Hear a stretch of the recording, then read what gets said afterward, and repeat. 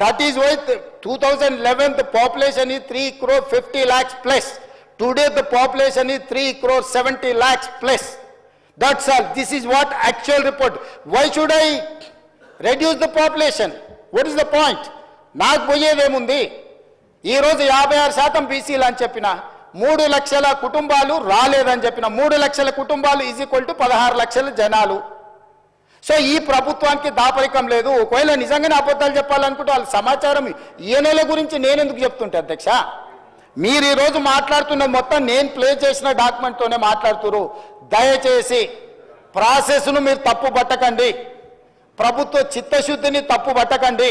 ప్రభుత్వం ప్రాసెస్ని పర్ఫెక్ట్గా చేసింది, ప్రభుత్వానికి చిత్తశుద్ధి ఉంది.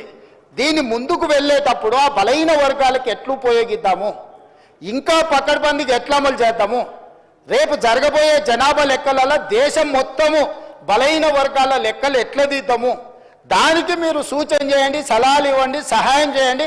మీరు అందరూ అండగా నిలబడితే తెలంగాణ ముఖ్యమంత్రిగా కేంద్ర ప్రభుత్వంతో నేను కొట్లాడతా. వెళ్ళి రాహుల్ గాంధీ గారికి చెప్తా, పార్లమెంట్లో నిలదీయండి, తెలంగాణ చేసింది దేశమంతా ఇట్లా చేయమని చెప్పుండ్రని.